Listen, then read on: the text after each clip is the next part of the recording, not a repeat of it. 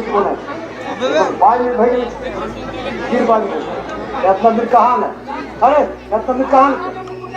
चुप रहो अभी, अरे अभी चुप रहो, चुप अभी चुप बट और बाप चले तो छोड़ दे बाप बट अब बट बाहर हम आपका बेटा है मोतीलाल महतो। मोतीलाल महतो कैसे बोल रहे हो? बोल रहे हैं कहाँ से बोल रहे हैं? एकदम कहाँ है? अरे में पूछा थे हम पर साइड कीजिए उसको, डिस्टर्ब हो रहा है, नशा खा रहे हैं, साइड कीजिए उसको। पुराने से हम निवेदन कर खतरा दियो 32 तो हर हाल में लागू कर दो।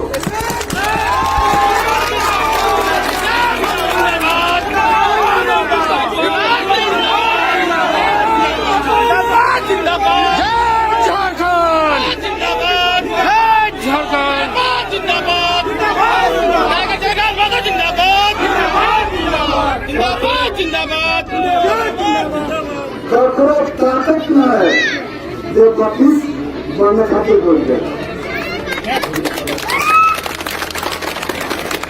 झारखंड के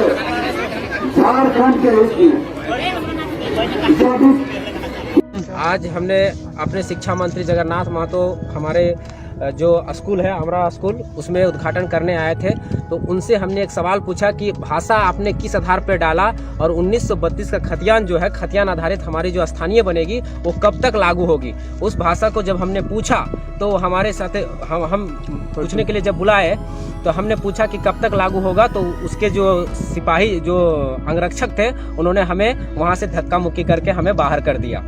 अब आप लोग पूछिए, अब ये जहाँ जाएंगे मंत्री जी, जहाँ जाएंगे, चाहे 81 विधायक में से जहाँ जहाँ जाएंगे उनसे सवाल पूछिए कि 1932 का खतियान या हमारा स्थानीय नियोजन नीति, हमारी विस्थापन नीति कब तक लागू होगी। क्योंकि आज जितनी भी वैकेंसियाँ हैं, चाहे वो जेपीएससी हो, चाहे जेएसएससी सीजीएल हो, सबका फंसने का कारण सिर्फ और सिर्फ स्थानीय नियोजन नीति है।